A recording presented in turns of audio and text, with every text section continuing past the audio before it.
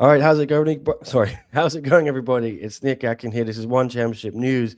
Some big breaking news this morning. We're going to get to in a minute with 5 fighters released. A huge breaking story, but I do have an interview for you first with One Championship's newest submission grappling star, Helena Crevar. She is here. I'm bringing her in now. Helena, how you doing? Good to see you. Thanks for jumping on. Everything going well ahead of your debut? Yes, everything's been going well. Thank you so much for having me on the podcast, and really excited. Yeah, and in case you hear some noises in the background, that is Helena's two parrots, I believe. She has two parrots and two cats.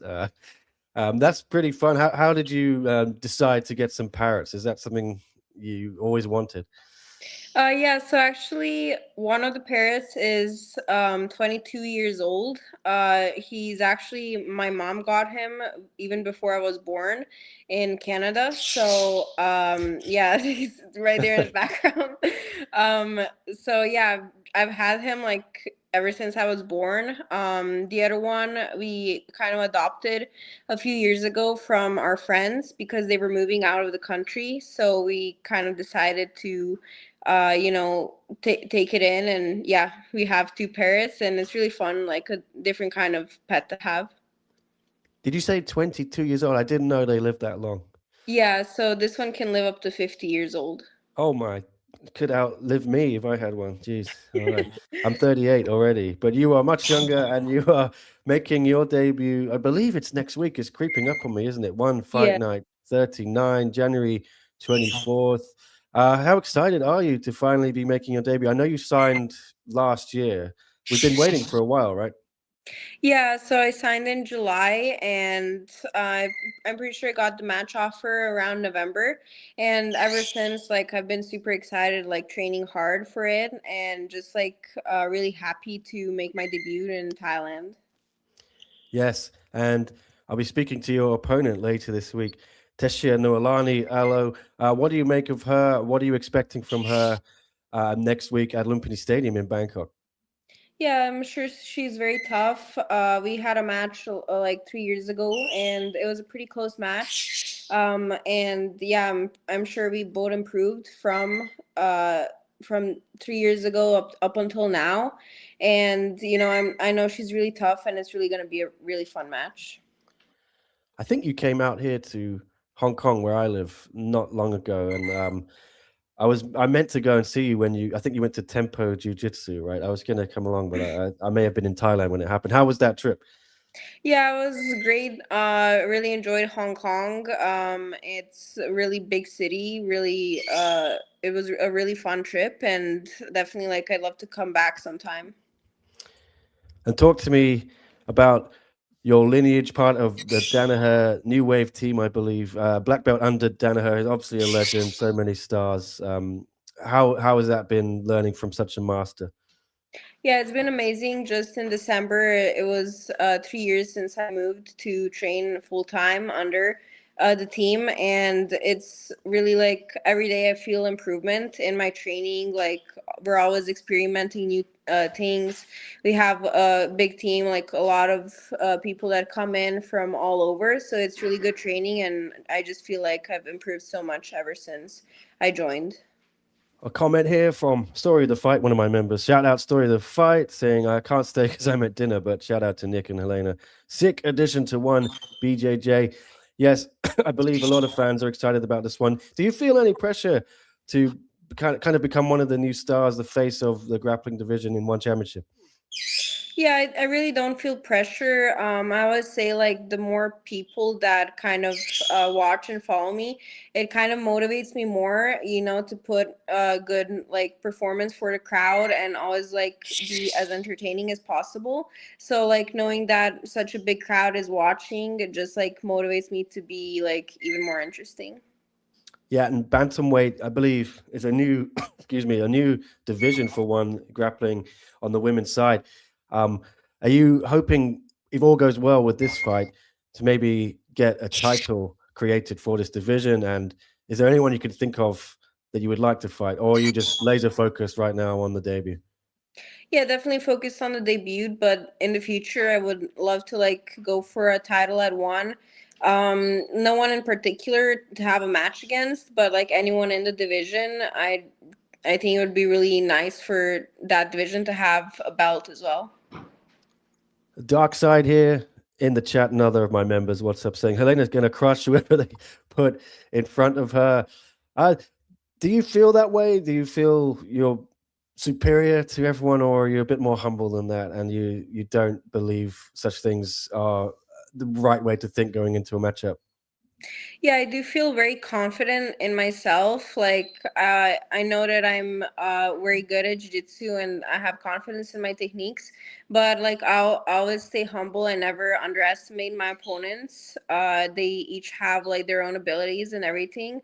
But I always like put confidence in myself that I'm the best and that I can like kind of like push the pace of the match. So apparently your pigtail hairstyle, says anonymous one. Another of my members shout out says you got banned during CGI too. Do you know if you're going to be allowed to have that during your matchup at one next week? Yeah, I've competed many times, like between CGI and one, and it never has been an issue. Like I've been using the pigtails for uh, like 5 years at least, and it's never been an issue. So I'm sure at one it'll be fine as well. Why did it get banned? Could I ask? Was there a reason? It was my opponent in the match. In the second round, she started, I think, complaining to her coach that it was going in her face. But and then the coach kind of told the referee that they wanted to tie it up, but it didn't really bother me. You know, it's just a personal opinion, and just keep going. Yeah, I was going to say I didn't think Craig would have banned it because he's pretty cool. It was your Yeah. opponent, right? Yes. Okay. And a dark side again asking, have you ever been to Thailand? Yes, I know you came out to Hong Kong. Did you head over there on that trip, or is this your first time in Thailand? Yeah, it's my first time in Thailand. I've been to Asia a couple times, but in Thailand is the first time. Okay. Are you looking forward to anything else other than competing? Have you got your sights set on some tourism, perhaps? Yeah, wherever I go, I really like to sightsee and explore. So, like, whenever I have free time, I'll probably like be out like exploring the city. It's a very fun city. I'm sure you'll enjoy it, but got to take care of business first. I got some more questions in the chat. Quick, Darkside again wants to know if you're a fan of football. I think he means American football, not my beloved soccer. Is there anyone you're rooting for? I don't know. I don't really follow other sports other than jiu-jitsu and MMA, so I really don't know either soccer or American football. I don't know much about it. Well, let's stick to jujitsu then. Who are your idols? Who got you into the sport? Who did you want to emulate when you were growing up? Yeah, it was pretty much like how I started was just like trying jiu-jitsu out. I did a bunch of different sports before. I wanted to do strength conditioning, and the owner of the gym kind of asked if I wanted to do jiu-jitsu classes. So like the first couple of years, I didn't really know anything about professional jiu-jitsu. I didn't really follow the competitions or anything. But like deeper into my journey, I kind of really enjoyed watching the whole New Wave team, um, watching John Danaher's instructionals, watching Gordon and Gary competing. So, like, the whole team itself has been very inspiring me for the last few years, and I'd say definitely like them. And it seems like there's never been such big opportunities for grapplers and jujitsu itself. You have so many big things now: one championship, CJI, UFC, BJJ. I mean, how much are you enjoying where to see where the sport is going lately? Yeah, it's definitely great to see like so many professional events coming up. Like a few years ago, I didn't really have like super fights. You'd have to do tournaments like ADCC and IBJJF, but now like so many super fights are coming up, and I really like that type of event style. Like one match that really puts the spotlight on two competitors. So I really like how so many super fights are coming up now. And what led you to one championship? Was it Tom de Blas, I imagine, was pitching it to you? Why did you decide to sign with one? Yeah, I've known Tom for a couple years, and I've been really like watching one for a long time now. So like when he offered me the opportunity to sign and do jiu-jitsu there, it was definitely like a no-brainer, and just like really excited because of such a big platform it is in Asia and all over the world. So I was definitely just like really excited to be there. Yes, I'm loving it. Are you also relishing this chance to become one of the new stars? Because some of the old faces of ones grappling, the initial stars, have left now, such as Mikey and Danielle Kelly. We've got some new faces coming in, like Diogo Hayes, Baby Shark, Fabricio Andre. You are the newest, I believe, the newest star. Is that something you're relishing the chance to become the face of grappling in one? Oh yes, definitely. Like, I'd love to be like some of the main athletes at one for jujitsu, and like really make my name out there. Like, be their one of the best athletes they have. So it's definitely like super exciting. I did ask you about, yes, the title. Would you like that within this year, or are you happy to take things slow, get another couple matchups under your belt first, or are you looking for gold in 2026? Yeah, I definitely love competing for titles wherever I can. So getting a one championship title would be like really amazing. So if I could do it this year, it would probably be something I'd be looking for. But just taking it one match at a time for now. All right. Well, when are you heading out to Thailand? Must be this weekend, I imagine. Would you like to get there early to acclimatize, get used to the time zone? Yeah, I will be heading out this weekend. Getting there a few days early for to acclimatize time zone, like weather and everything. So yeah, I'll be there a couple days earlier. You're pretty lucky. I think it's not as hot as it normally is. So it's going to be nice and cool at the moment in January, so you won't be suffering like we do in the summer. Are you happy with that? I don't know where you live. Is it cold there? Is it hot? I live in Austin, Texas, so it's Okay, quite nice. pretty mild. We don't have much winter weather either, so and Okay. it's pretty humid as well. Another one quickly from Darkside. Getting all the questions from Darkside saying, would MMA ever be on your mind? Have Gary Tonin and the Ritolos, have you been seeing what Gary's been doing and the Ritolos, and is that inspiring you, or are you sticking to grappling? Yeah, I do know a lot of jiu-jitsu athletes like do transition into MMA later on. Right now I'm just like sticking to the jiu-jitsu and I probably will for a while. But currently just jiu-jitsu. Okay. And one from round one here. If you didn't sign to one, would you go to UFC? Did you think about that? And why? Yeah, was one more appealing to you? Yeah, it was just like one had like the currently better offer, but UFC BJJ is also doing great things. I've competed there in the past. I wouldn't say no to any offer depending on what it is, but currently I'm with one and it's just like really exciting to be there right now. Yeah, and obviously the boss Chatri is a huge fan of submission grappling. Got a black belt himself. Does that play any part in your decision, given he's obviously so passionate for it? Yeah, definitely. Like I see, like how much he respects the athletes and gives opportunities, as well as like putting the spotlight on different sports like Muay Thai, kickboxing, MMA, and Jiu Jitsu as well. So I really like the combination that he kind of envisioned for the event. Yes, it's a good card next week. Is there anything else you are looking forward to on here? I'm just bringing it up on the screen. A couple of Muay Thai bangers in the main and co-main. Some nice MMA as well. Have you had a chance to see what else is on there, or are you too busy thinking about your matchup?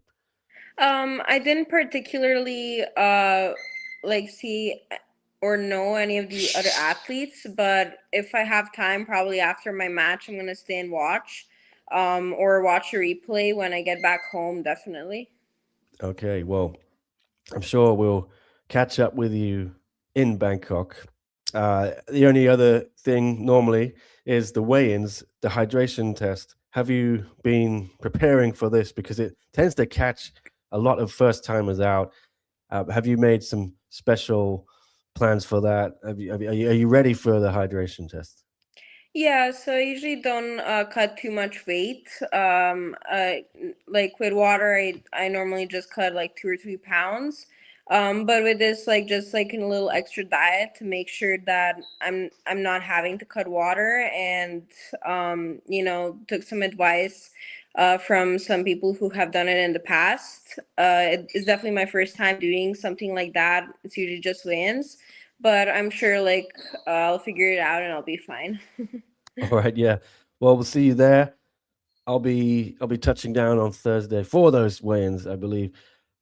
Final Dark Side says, "Get ready to carry around that big belt. It's going to be heavy, Elaine. It is heavy. I've held it. But first things first, your debut next week at One Fight Night 39 against Tessia Noelani. Alo, any final words for everyone? What they can expect to see from you, Helena Crevar? Yeah, definitely.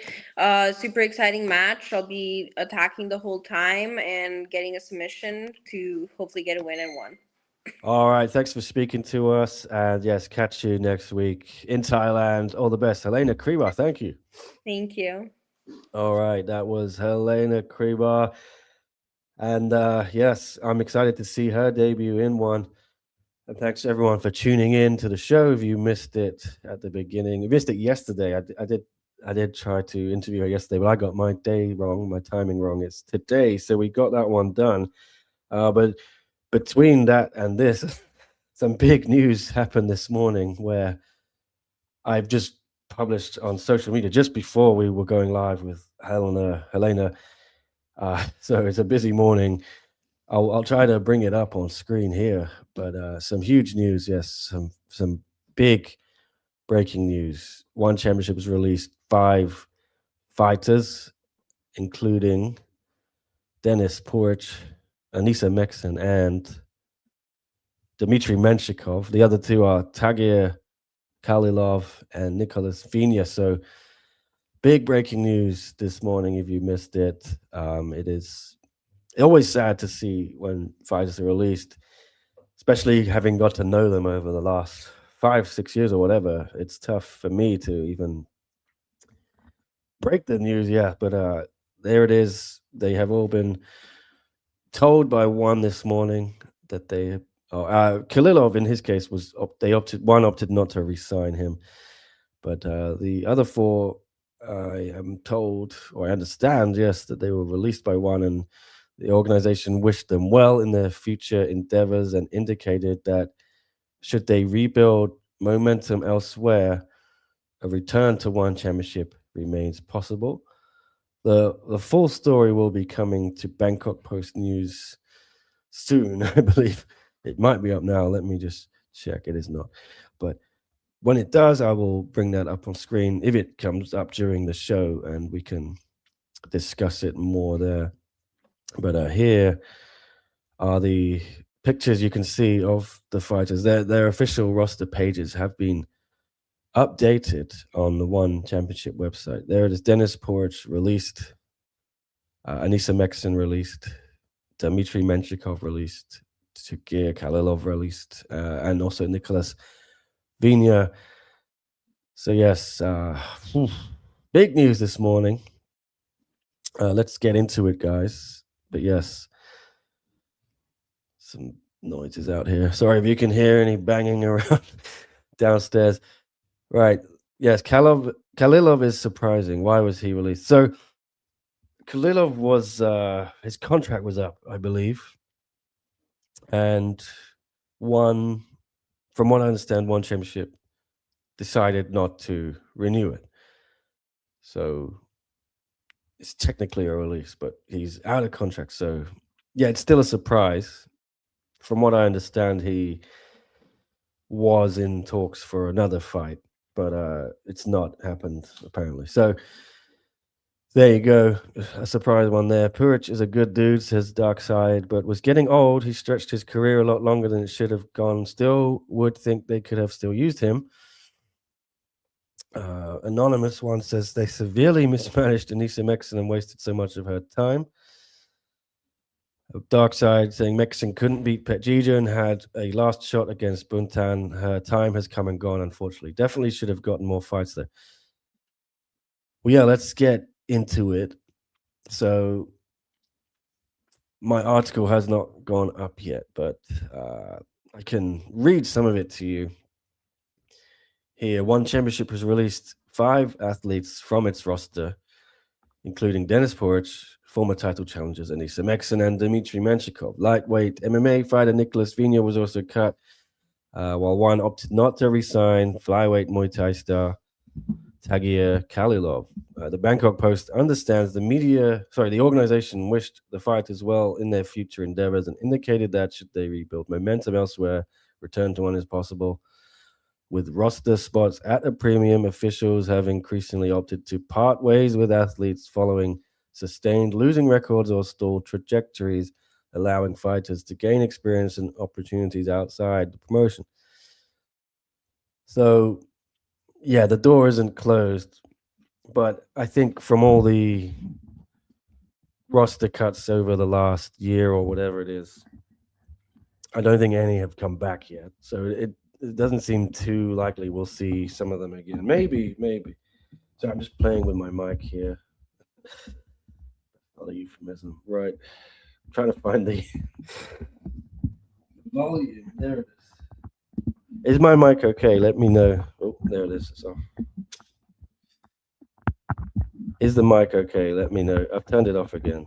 I think it's okay. But yesterday, I believe my mic wasn't even on for the whole show. So you guys got to tell me when it's not on because I don't know. I can't hear in the background. Let me know if it's okay today. I hope so.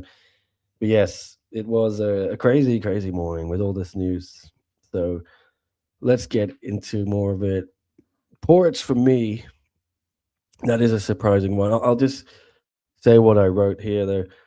Dennis Porch leaves One Championship after losing 3 of his last 4 bouts, finishing winless across his most recent 4 appearances. The 40-year-old striker's final outing came at 1-173 in Tokyo in November, where he suffered a second round TKO loss to Takeru in a flyweight kickboxing bout.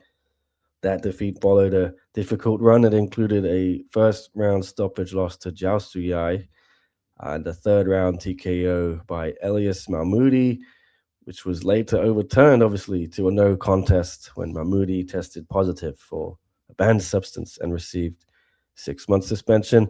The Bosnian menace had also lost the decision to Rodtang in June at that one, I can't remember what number it was, 167 at Impact Arena when Rodtang missed weight. It was a really fun fight, though, the co-main. Those setbacks came after Puric had built momentum with back-to-back wins over Nguyen, Tran, Doi, Nat, and Jacob Smith. So I am surprised by Dennis. Yes. Aiden, what's up? Says, why did they release Puric? He was there to fight anyone, anytime. Agreed. I really thought Dennis Puric brought something that not a lot of fighters do. He had a lot of charisma. He was really good on the mic. Had really fun fights. He always brought it. Even when he lost, the fight's never boring. And he would take on whoever they put him up against. You know what I mean? Never back down from a challenge. Let me find his record. But yes, he was an up and down record, and I think he came in already at an age where he was starting to decline from his peak, you might say. But he's had a long career, and he's been all over Asia, China. He's a really cool dude as well. I really like Dennis, so it's sad to see him go. This is his roster page, so you can see now it should say yes, it reflects the new status that he has been released. But as you can see, he had a really fun run in one, and he won some, he lost some. You know what I mean? He had some good wins over Tagir Khalilov as well. Won there. Also beat, yes, as we said, Jacob and Nguyen. He took on some big names. never back down from a challenge, as I was saying. It's a shame. It's a shame. I do think there are more fights out there for Dennis in one, and I think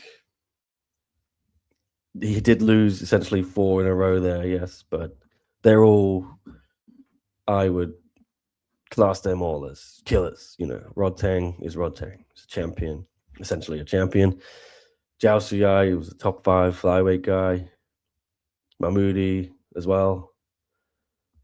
Before his ban, Takeru is Takeru in kickboxing. Top 5 guys, 4 losses to top 5 guys. Not essentially anything to be ashamed of. Could he have got more wins against others outside top 5? I believe so.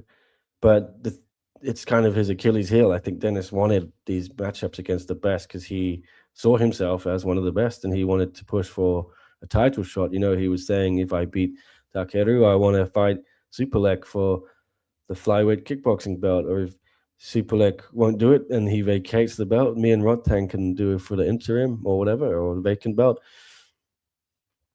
That was ultimately his downfall, perhaps. Yeah, he wanted the biggest fights, and then they didn't go his way. And I know how upset he was in Tokyo. I talked to him after that one, and he felt like he let everyone down. I told him, no, you didn't. And he hurt Takeru. There was a point where he came back after the first knockdown. It's a really exciting fight. I'm sad he's not going to be around. I think he could still provide something. You could probably get him a win or two to rehab his name, and then he can be that gatekeeper type you can throw new up-and-coming guys against from Friday fights. Yeah. Sink or swim. If you can't get past Dennis, you're not going to get the big fights in the top 5, things like that. I think that would have been a useful role for Juan and Dennis in the company.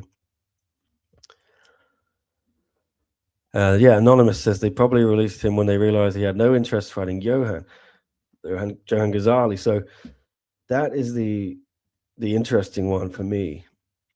I don't know how they can release him when that fight was still on the table, because that should have been his parting fight. If you were going to get rid of him, give him one more. Do the Johan Ghazali fight at least, because that one was simmering nicely.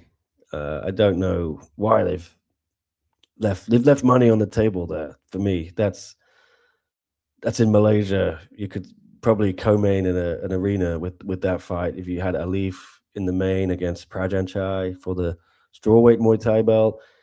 You could do Ghazali versus Dennis Puric high up that card. You're going to sell that arena out, and it's already got the storyline ready, the feud on Instagram and social media. So just a shame. Yeah, I would have loved to have seen that fight. I'm sure a lot of fans would have too.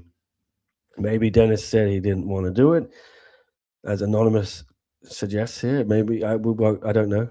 I haven't spoken to anyone about that. It is a shame, though. Yeah, I really enjoyed Dennis's run over the last couple of years. Yeah, he kind of came back to life, didn't he, against Nguyen in December 2023 with that knockout. And then he beat Jacob Smith in what seemed to be a sort of Rodtang eliminator, the winner to face Rodtang in that kickboxing tune-up ahead of Rodtang versus Takeru. And yeah, he beat Jacob. And he did the perfect call-out for Rodtang. He got the fight.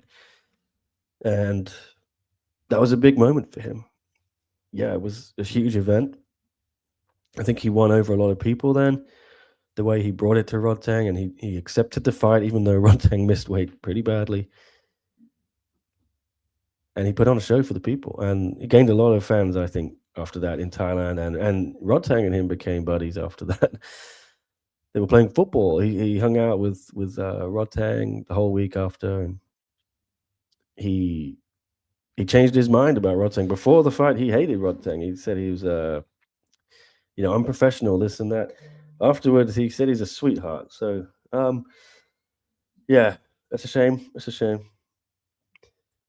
But it's happened. And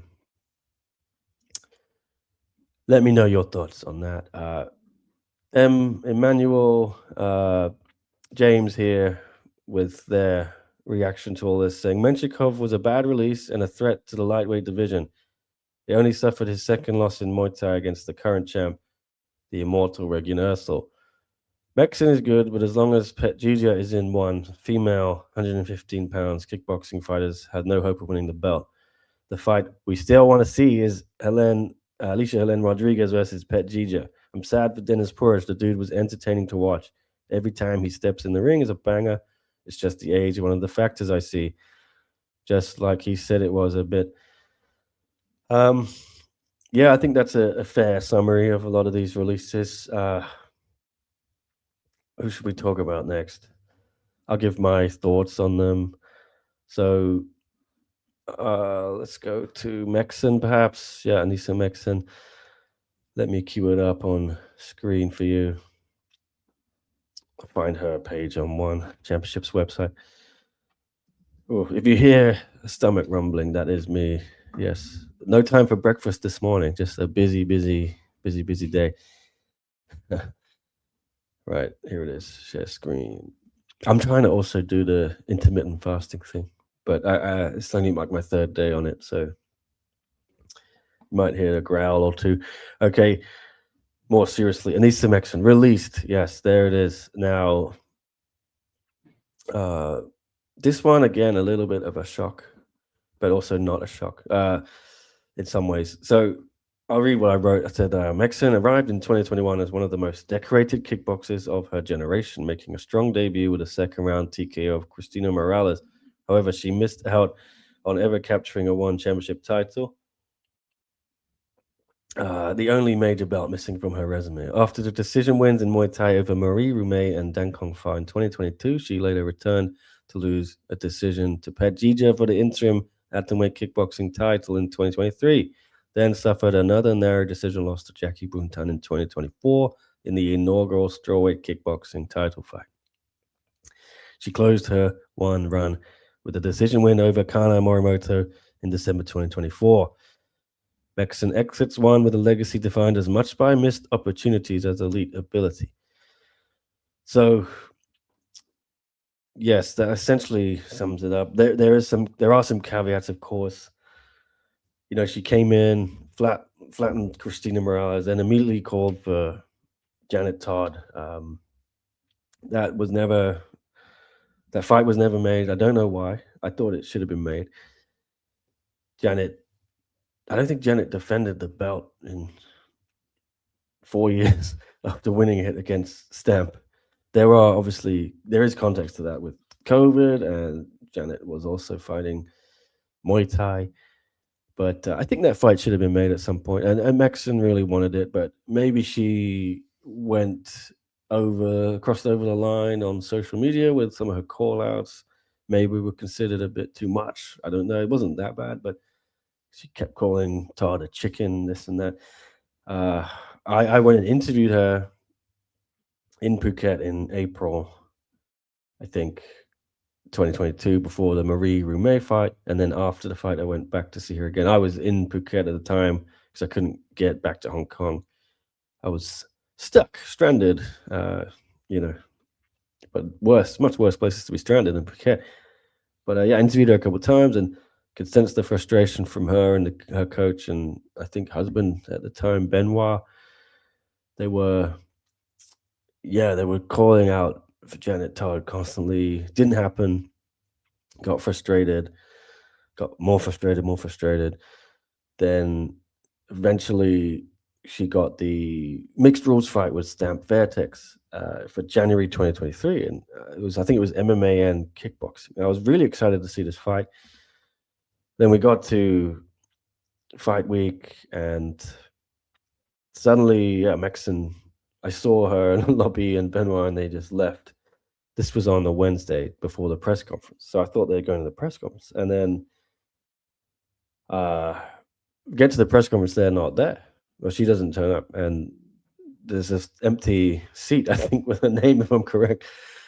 And Chatri made an announcement saying, well, she can't make it, she's unwell or something. And then he said, we're going to have Anissa versus stamp, regardless of the result of this mixed rules, we're going to have an interim atomweight kickboxing title fight between these two.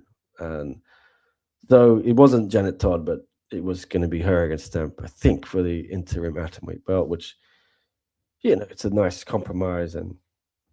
But she didn't come back. She didn't go to the weigh-ins for the Stamp fight.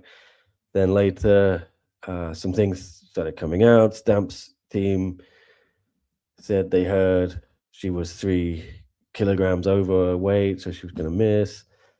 Anissa flatly refuted that and pointed out she's never missed weight in her career, which is true, I believe. And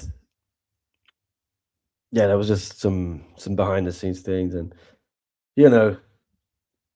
it was there was some sort of fallout between her. I don't choose my words carefully, but I think there was some disagreement with the terms of the Stamp fight. She wasn't seemingly aware of at the time of signing it, but you got to sign when you sign a contract, you got to read it fully. I think it was something about if the fight went to 4 rounds, it was a 4-round fight, and if there was a draw, it would have been a draw if there was no finish. So the winner wouldn't have got a win bonus. I think that was it, and she believed she should get a win bonus if she won, and there should be a decision. I think that was what the dispute was over. Either way, she was gone for a long time, and she tried to compete in Ares, a French organization in MMA. She was booked for a fight in that. That didn't ultimately materialize. She was pulled from the card. I believe one constituted that as breaching contract, so they told her you can't fight there. She ended up not fighting there. I wasn't sure we'd ever see her fight again in one until I thought she'd just wait out her contract, but Chatri spoke to her and they were able to iron it out. She returned later that year, December 2023, fought Petjija. It was kind of like the old against the new, the veteran against the rising star. And as good as Petjija was, and we'd seen her destroying girls on Friday fights, I still thought Anissa would take that title. She would have too much for Petjija, too much experience. But Petjija won that title. She looked really, really good. Anissa maybe not at her best after such a long time away, but she didn't bring it that night and lost the opportunity to win the interim atomweight kickboxing title. Petjija then went on to unify the belts against Janet Todd a few months later. So Meksen never got that Todd fight, and Janet Todd retired after that fight. Then Meksen did come back again about November 2024 for another title shot, the inaugural strawweight kickboxing belt against Jackie Buntan, and it was a very, very, very, very close fight. I didn't know who would win. Jackie got it in the end, but I know it was super close on the scorecards. Disappointing, and I think Meksen thought she won that fight. Again, title slipped through her fingers. Very disappointing for her. And after that, she did have one more fight, beat Kana Morimoto by decision, December 2024, a month later. So bounced back very quickly. And I thought, okay, well, she's back in the conversation now at atomweight. Maybe we're going to see her against Petjija rematch, but didn't happen. Then Kana won her next fight and got the title shot against Petjija.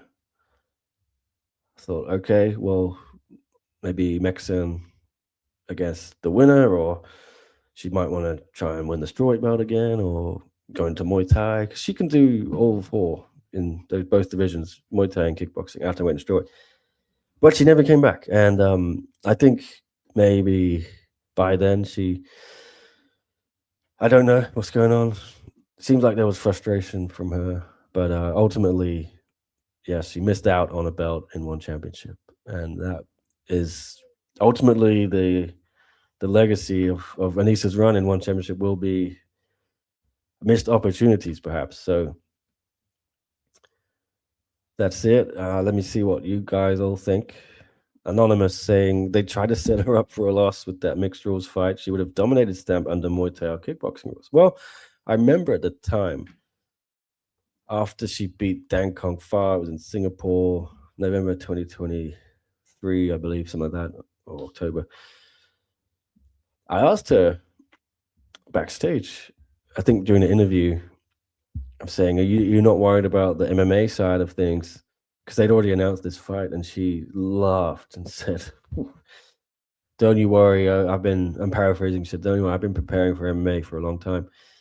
And, she was training at Phuket Fight Club, and a lot of the fighters there, I know that Alicia Rodriguez has been, working on her ground game for a long time too, in preparation for an MMA move. And I think Anissa had been doing that, and it was not an alien thing to her. So I was really excited to see that fight. I didn't know if it was such a foregone conclusion that Stamp's gonna just take her down, submit her the way DJ did to Rodthang in their mixed rules fight.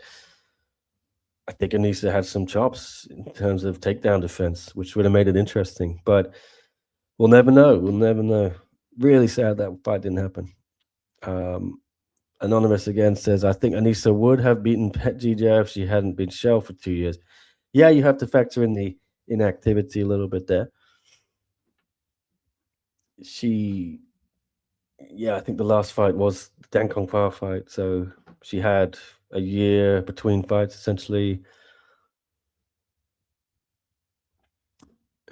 Never know. That's one of it's a really sad thing for me.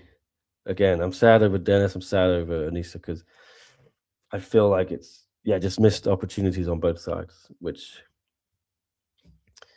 I think she could have been a huge star for them, and vice versa. She could have benefited from it. So it's just unfortunate that I'm maybe one of the biggest kind of cases of what if in one championship history, you might say. But I'm just going to put the link out. The story is now officially up on Bangkok Post, so go read it if you'd like, guys. But I will briefly show it on screen. Ugh, I'm so bad at the production here. I need a producer. Always say that. Okay. Here you go. One championship confirms the release of 5 fighters. Dennis Puric, Anissa Meksen, and Dmitry Menshikov among the most recent departures from the martial arts promotion. Okay.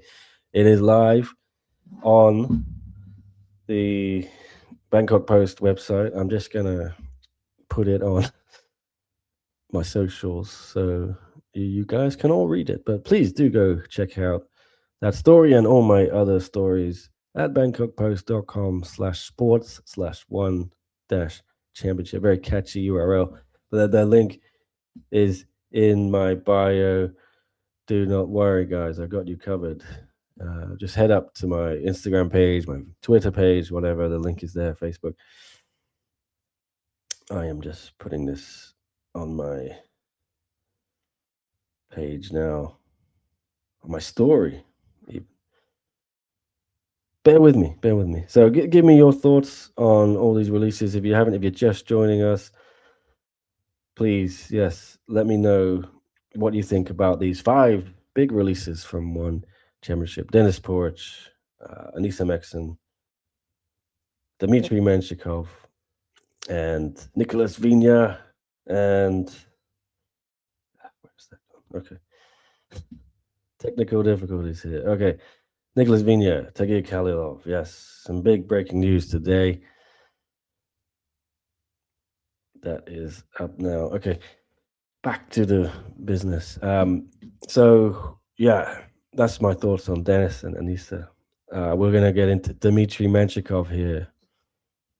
I do not want a deeper dive. Don't know how to get rid of this. Okay, Dmitry Menshikov. Menshikov departs following an eventful run in one championship. Menshikov entered one in 2023 June with an immediate title shot against Regin Ersil for the lightweight Muay Thai belt, but was stopped inside a minute. 28-year-old rebounded impressively with 4 consecutive finishes, re-establishing himself as a contender, only for momentum to stall when his stoppage with Teng Nung in February 2025 was overturned to a no contest when he failed a drug test for multiple banned substances. He has a very eventful run for Menshikov. When he came in with a lot of hype. I remember from, I think it was Glory. Was it Glory or K1? I think Glory.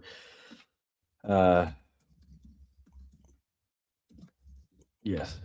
I'm not a kickboxing expert, but all my kickboxing expert friends were telling me like this guy, yeah, is Glory. He's big name. I don't know why he's been kind of released by Glory. I think it was something to do with Russia invading Ukraine at the time, which some organizations didn't allow the Russian fighters to compete. I remember one championship had a similar thing. They didn't want to force that, but I think at the time Singapore was saying you can't have Russians competing. So one's hands were tied a little bit for 6 months or whatever. There were no Russian fighters on these cards. I remember it was 2022 or I think so. Yeah, early 2022.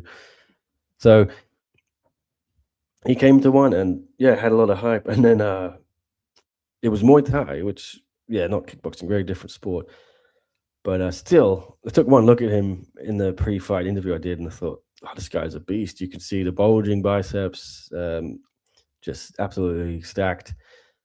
But Ursel just clipped him in the first round, and it looked kind of innocuous, but he just couldn't get up. He fell backwards, and then it was wobbly on his legs, and that was all she wrote. And I think at the time people were not so aware of just how good Reggie Ursa was, but it's since kind of been come to light that was no freak accident. Ursel is a monster, and you put Ursel in 4-ounce gloves, he can put anyone down, as we saw with George Jarvis. But a lot of people put it down to just a freak thing, and anyone can get caught, that type of stuff. And then Menshikov duly returned and destroyed a few people. Let's get his record up. He absolutely blasted his way through a few guys. It was a very good way to bounce back from such a setback. Here it is. Share screen. Dmitry Menshikov. Yes, released. As you can see, he's only 5'10", but he seemed like a lot bigger when you stood next to him. He's absolutely massive. And so he knocked out Rungra Wee. That was a fun fight, and I think there was 3 knockdowns in the end, or maybe in 2 knockdowns. It was a knockout win. But Rungra Wee, brought it, I remember, to him. But he's just so powerful. You don't really want to engage in a fist fight with Dmitry Menshikov. If there's anything else you can do other than a fist fight in a Muay Thai bout with him. But Muhsin Chafi then was next, December 2023. And that was a bit of a viral knockout. If you remember, Muhsin Chafi kind of put his arms in the air, I think, stuck his tongue out, said, "Let's go," dropped his arms. Menshikov walked up to him, just boom, flattened him. First round knockout. It was a bit silly from Chafi to do, but it was a big knockout. And surprisingly, I think he didn't get a bonus. I think he should have got one there. And then it was the following year, May 2024. Yeah, he beat Sinsamut. And that one, I think Sinsamut was kind of en route to a decision win. He was, out thinking him, just using technique, fight IQ, and then just got drawn into a brawl and knocked out in the 3rd round. again, Menshikov felt he deserved a bonus, didn't get one, and I remember sitting backstage with him, interviewing him, and boy, he was pissed off. Yeah, he sort of giving very short answers, very quiet. And then he said something along the lines of, "Yeah, like, how did I not get a bonus? It's unbelievable." He was very upset. So his coaches, I think the media room backstage is opposite where some of the officials are, and they went into that room and were asking, "Why didn't we get a bonus?" Da, da, da. It was a bit heated. So yeah, didn't get the bonus. Returned in February 2025. And I was surprised he hadn't got a title shot by that point at a rematch with Ursel. Ursel was tied up with other stuff, obviously against Alexis Nicholas. He lost his belt to Nicholas, and I think wanted to regain that one first. A rematch with Menshikov was on the table, I believe. So they gave Menshikov this fight with Teng Nung, maybe just as a placeholder to keep him busy, keep him happy. That was on Friday fights, though. But if I recall correctly, before the fight, Menshikov kind of went nuclear on one, and he said something like, "They're not offering me fights. Da da da da. I'm not gonna re-sign with one." I don't know if this was before or after the fight, but I remember it was in Beyond Kickboxing reporting that Timothy Wheaton, I think, or it might have been in Low Kick MMA, but I think it was Tim Wheaton.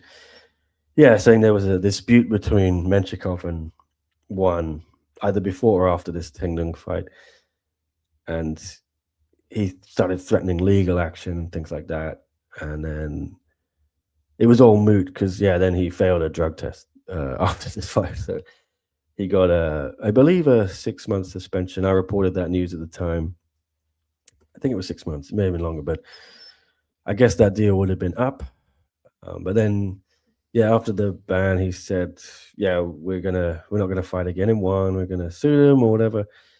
I don't know how that worked out, but ultimately, he's been released now. So again, another case of what if for me. Yeah, I think Menshikov maybe.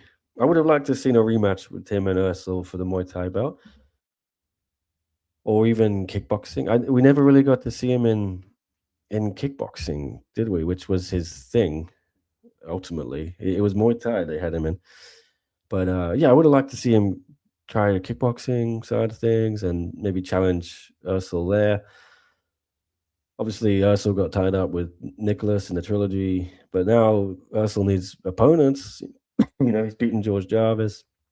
Not many other guys around who have the resume to face him. So I would have thought Menshikov and Ursel would have been a perfect next matchup in either division, but it hasn't happened. So there it is. Give me your thoughts on Dmitry Menshikov's release, guys. Let me see. Menshikov kept spoiling one's attempt at a potential Thai lightweight title challenger. Well, he beat Rung Rawi, beat Teng Nung. He looked like he wanted to murder someone in that interview. That's the one after Sinsamut. Yeah, I think I remember he was not very happy. So I'm just checking, guys, that my mic is on and you can hear the proper mic. It's not the iMac mic, right? It's this one. It should be a bit crisper and everything. I just hear it through my my headphones, so it's like output. How's that? Is it any different? Have I changed it now? Was it still working? Was it not working? I think it may have been on something else. So apologies if it has been on something else, but now I should be on the right thing. So hopefully it was already on the right thing, but I'm not sure it was. So yes. Someone in the chat, let me know. I can't hear. I just remember listening back to it yesterday, and it sounded like it was being picked up by the iMac. So hopefully, it's been coming through here. I've set it to that on the computer. But back to Menshikov. Let me know your thoughts on it. This person's name is an emoji. They're saying, hey, you have information on Ilyas Inahachi? I don't know. No information or anything. Got to go. I'll check the replay later, Darkside says. All right, thanks for the questions earlier, Darkside. Appreciate with Helena Crevar. If you're just tuning in, did speak to Helena Crevar earlier at the beginning of the show, so check that one out. But we're still going to talk a little bit more about these releases. Just a quick update from NG here on Tawanchai's recovery. Seems to be going well. He can partially stand now. Superlek also looks more healthy and slim. We are getting flyweight Superlek in big 2026. Thanks, Nick. Well, that's good news, NG, on both fronts there. I do think Superlek should go back to flyweight. I told him as much in Tokyo, and I think he agreed after that fight. And Tawanchai's recovery going well. That's also great to hear because, yeah, that could have been a bad one. I think he's sort of got lucky a little bit with how it unfolded, and that's what we want. Whenever there's a big injury, you hope it doesn't go as bad as some of those other ones we've seen over the years in combat sports, which some fighters never recover from. But it sounds like Tawanchai will be good to go again, possibly this year, maybe early next year. All right. How about Zhang Jingnan? Hidia Wantan asking, is she still at 1? I think so. Yeah, I haven't seen anything to suggest she's not. She obviously hasn't fought in a long, long time, and that's a travesty for me. I love me some Panda. I hope she gets a fight soon, and there's so many people she could fight. I floated the idea yesterday of Zhang Jingnan against Jihin Radzuan or Atkin Miura, and put Jihin in the mix and Chihiro Sawada, do a little mini Grand Prix for interim atomweight MMA belt if Denise Sambuanga is still on the shelf. So maybe the matchmaking gods will hear me. What if Menshikov got treated impartially? Anonymous one says, suggesting Menshikov was not treated fairly. Yeah, frustrations from him, I guess, over not getting bonuses, not getting title shots, not getting fights. But I don't know. I'll leave that to you guys to decide. Zhang Jingnan is in the deepest pits of Chatri jail, it seems, in a cell next to Tiffany Teo. I don't know what's going on with Zhang or Tiffany Teo. I really don't. It's sad. I love both of them.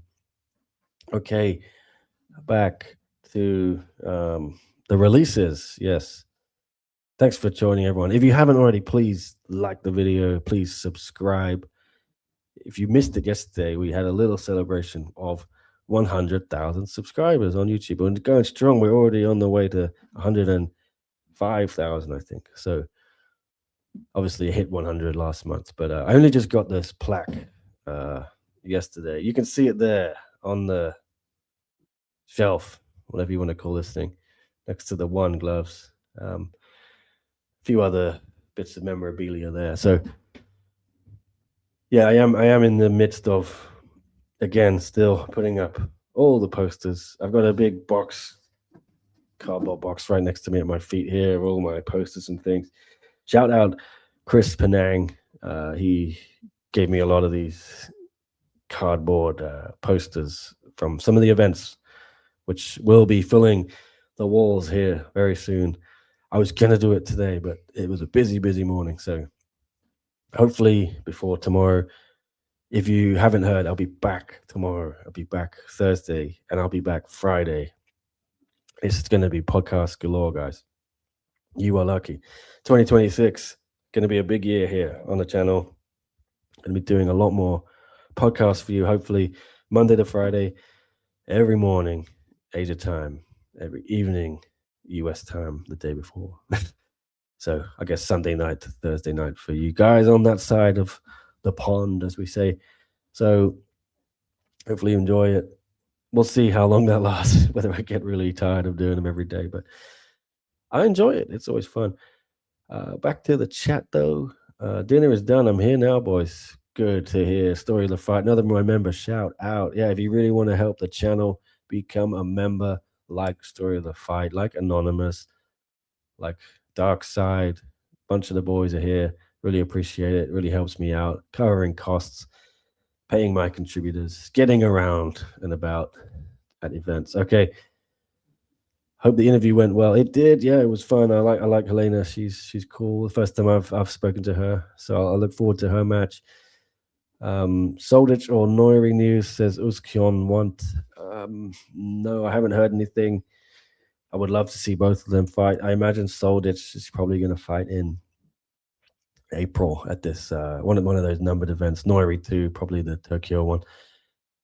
Okay, back to the article, which is now online at bangkokpost.com. Please go give it a read. All right, Tagir Kalilov, again, another surprising one, to be honest, for me. Let me read what I wrote. Tagir Kalilov debuted in spectacular fashion in 2021, pushing Rodtang in a split decision loss and immediately establishing himself as a flyweight Muay Thai contender. However, his subsequent run proved inconsistent. Wins over Chorfa and Black Panther showed promise, but losses to Superlek, Nakrob, and Kongtorny stalled his progress. Kalilov's final bout, November 2025 fight against Shimon, ended in a no contest following an unintentional eye poke that left him with a scratched cornea and hospitalized. Yoshinari later criticized Kalilov for running away, though the injury was medically confirmed. Despite flashes of competitiveness, one opted not to renew his deal. Yes, so again, a little surprised. Kalilov for me was a steady Eddie. Win some, lose some. Again, a good guy to have around if you want to test young prospects again. He's always game. I think he took fights, whatever they offered him. I'm sad for him because he, like me, he has a new born. Not, I think maybe 1 or 2 years old now as a child, but never like to see that. Hopefully, he can get fights elsewhere. I'm sure he will. I think he's very talented, and he proved that with some of those wins there, some of those performances. Ultimately, lost to guys who are elite. You know, a lot of them, Kongtorny, or just below the elite, like Superlek, Kongtorny, Rodtang. Nakrob's very good as well, despite his last couple of performances. I still believe Nakrob's very good. So it's the name of the game. You know, you win some, lose some when you face the best of the best. I'm surprised by this, and yeah, I had heard Tagir was kind of in talks over a fight, but apparently it didn't seem to end well or whatever. One has decided not to renew him. I don't know if that has anything to do with this Shimon fight because yeah, Shimon wasn't happy. Felt Tagir could have continued. A lot of fans were unhappy and felt Tagir could have continued after this unintentional eye poke. I don't know. You never know. I never like to say, "Oh, so and so quit," or they ran away. They're scared. They backed out. When you get a finger in your eye, it's got to be painful as hell.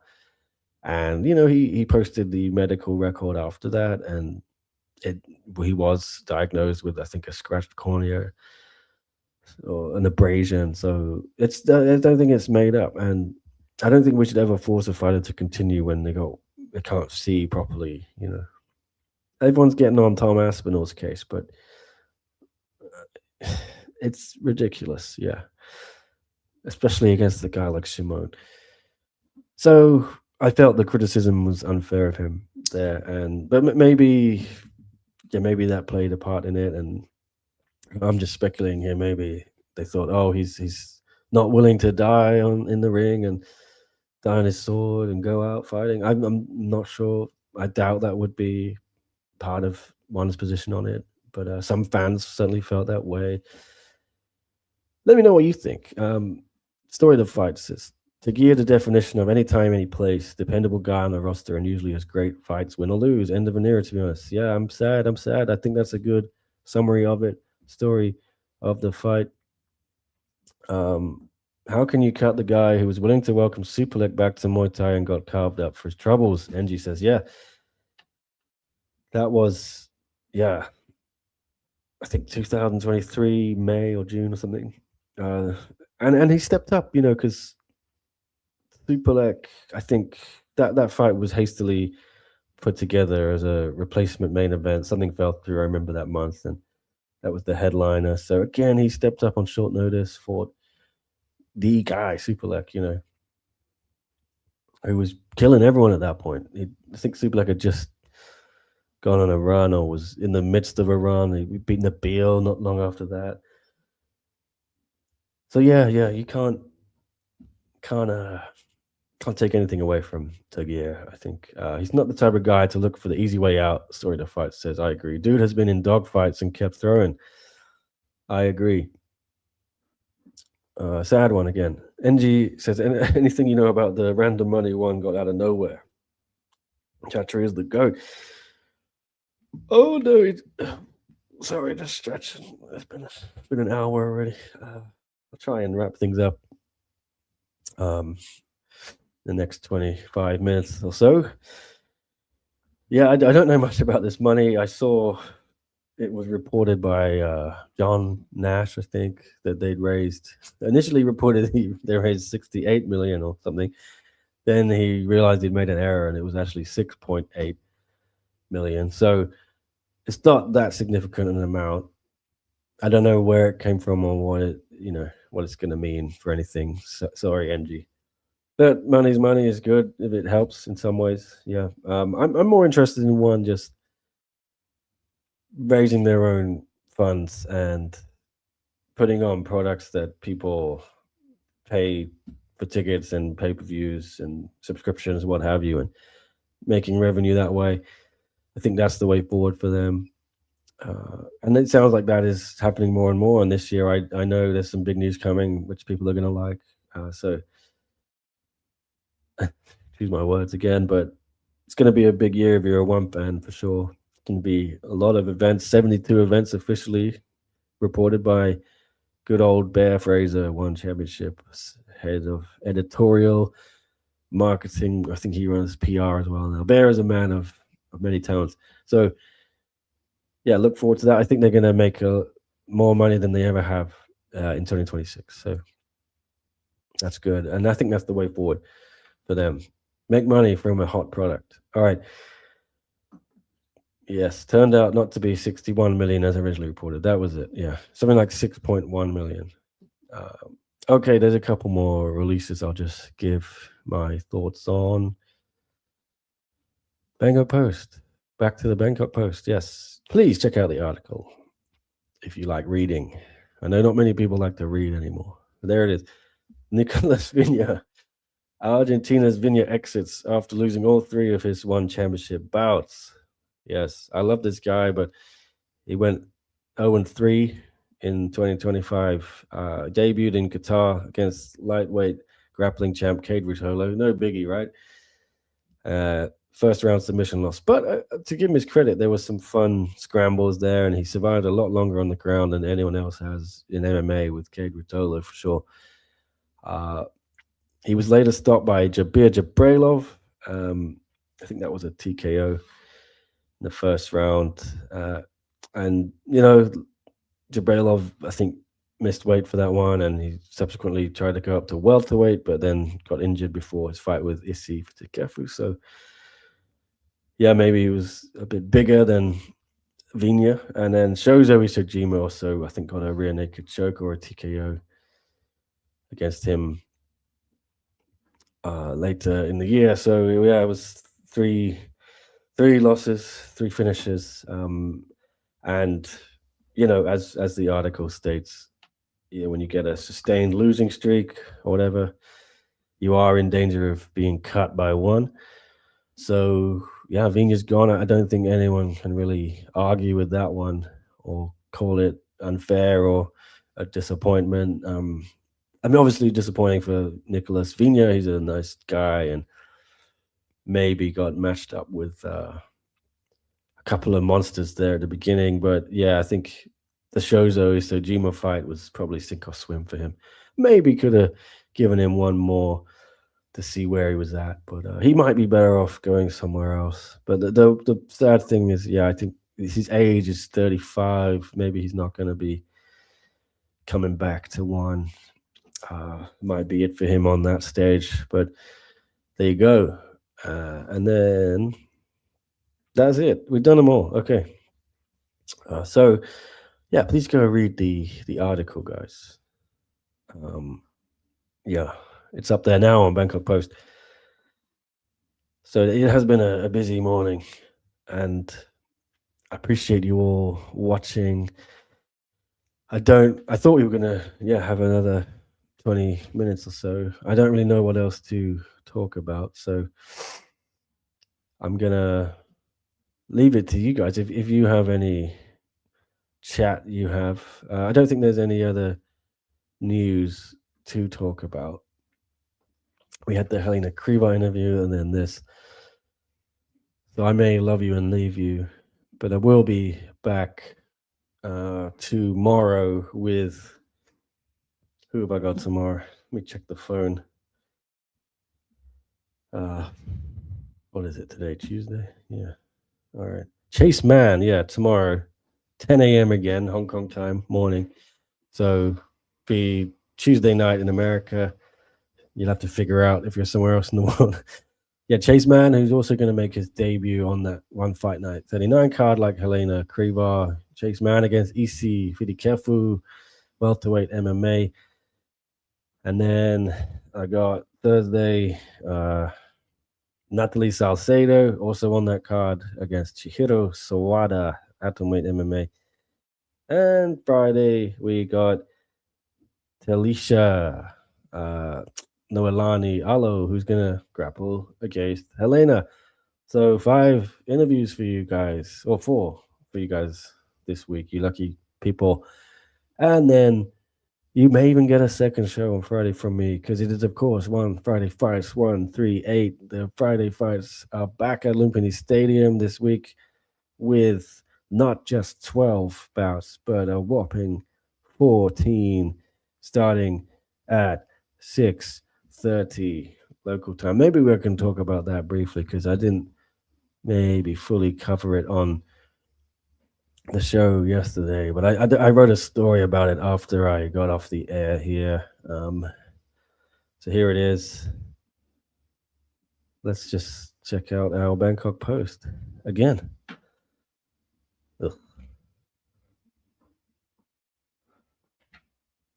BangkokPost.com/sports/1-championship. I'm going there with the full URL. Okay. Let's put it on screen. Here it is. One Championship brings forward Friday fight start time as 2026 schedule kicks off at Lumpini. The promotion confirms a 6:30 p.m. Bangkok start time is permanent as one Friday fights 138 expands to 14 bouts. Sorry if you can hear the vacuum here. One Championship has brought forward the start time Friday fights to 6:30 p.m. local time in Bangkok, marking a structural shift to the promotion's weekly Lumpini Stadium shows. On Friday fights 138. The first event of the year at Lumpini will get underway an hour earlier than usual on January 16th, with the Bangkok Post told by one officials that revised start time is here to stay, even if card sizes vary from week to week. The move coincides with temporary expansion of the fight card, with Friday's show featuring 14 bouts instead of usual 12. While the earlier start time is set to be permanent, future events will not necessarily remain at 14 fights, the Bangkok Post understands. Friday's event will be broadcast live in Thailand on Channel 7 HD, but will start at 8:30 p.m. as usual. However, fans can watch the earlier bouts on Facebook, YouTube, and One's in-house platform, watch.onefc.com. Doors will be open around 6 p.m. The adjustments follow One's 2-year renewal with Lumpini Stadium, signed in late 2025. So yeah, that's the skinny. And then I kind of speculated on my Twitter that, on my X, that the reason I think this is happening is if you look at the 14 fights lineup, let's bring up my Instagram.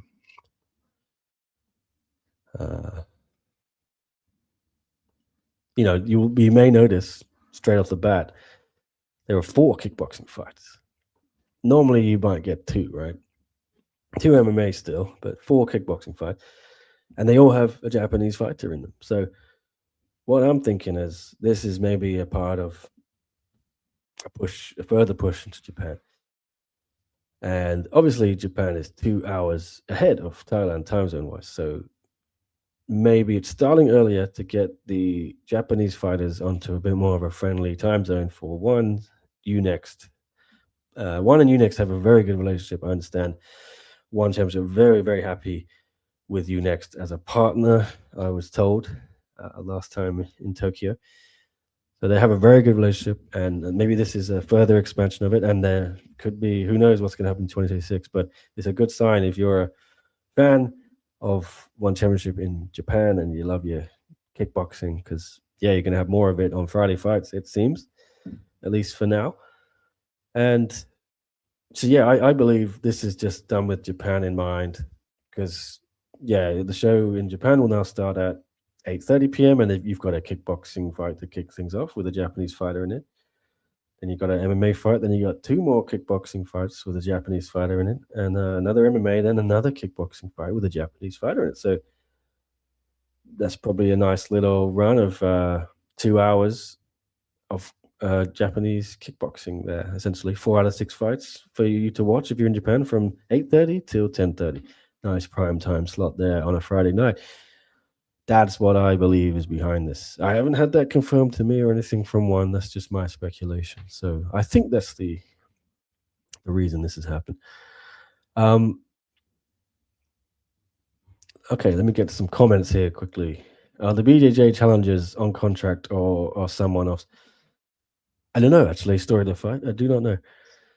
I think some of them have contracts, but are allowed to compete in other things.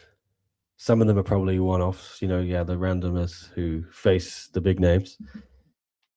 My speculation again, though. Puric just posted on his story that he's very happy to be released. Oh, well, that's good. If it's good for him, I'm happy for him. It's always worse when they're sad to be released, because, like, I'm sure some of them are going to be sad. Some are going to be happy probably because they want to try their hand elsewhere, and that's good. If that is the case, that's good.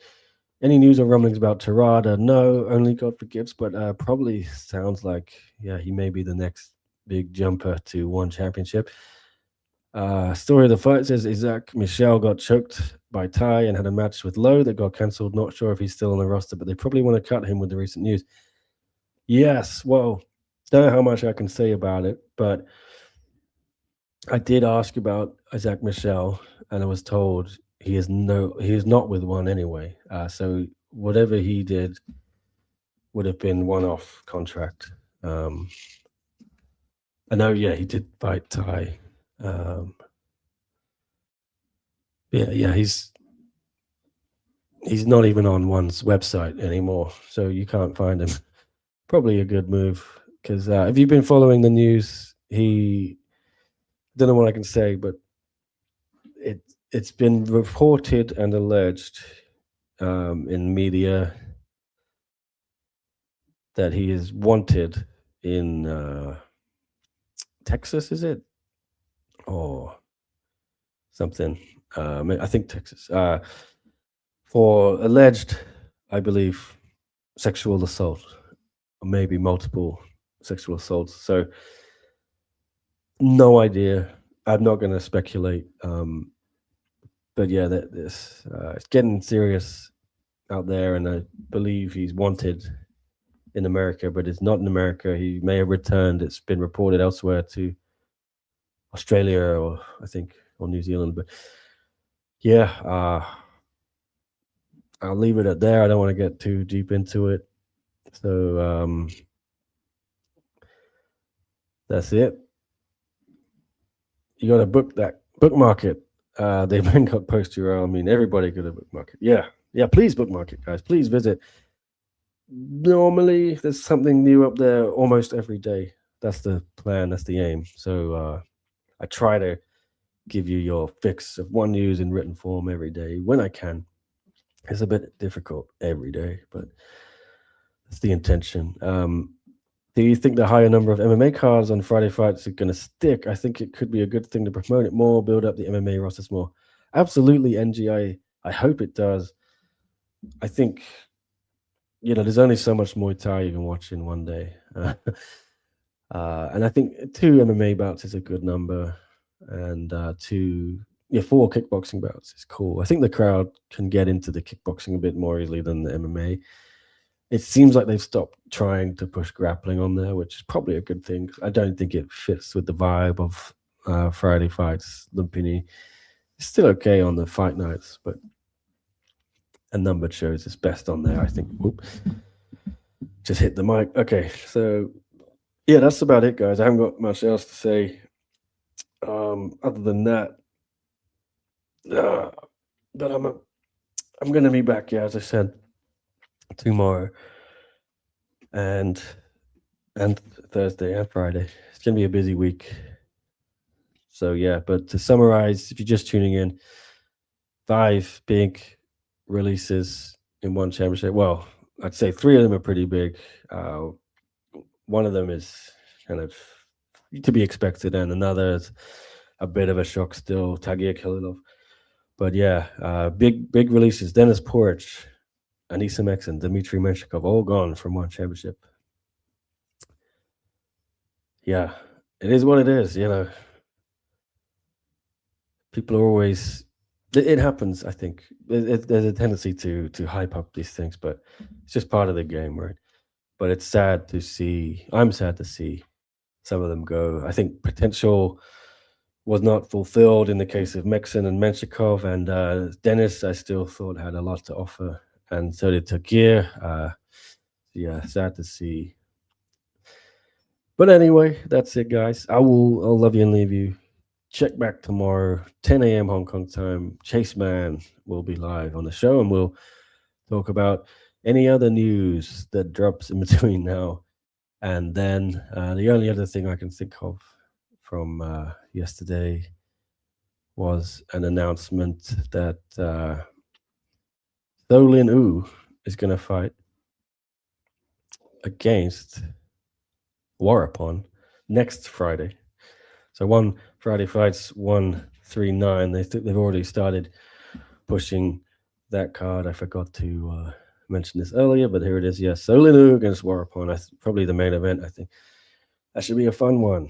But yeah, we'll check back in with you tomorrow. I'm sure there might be some more fight announcements tonight we can discuss tomorrow and things like that. As we build up to one Fight Night 39 in Bangkok next week, I'll be heading over on Thursday. But I'll have a show on Wednesday next week from Media Day. We'll bang out the interviews back to back. But yes, good for the Just Bleed gods, that fight, indeed. All right, see you guys. Thanks for tuning in as always, and enjoy your Tuesday or your Monday night, wherever you are in the world. Okay, goodbye. Oh, end the stream.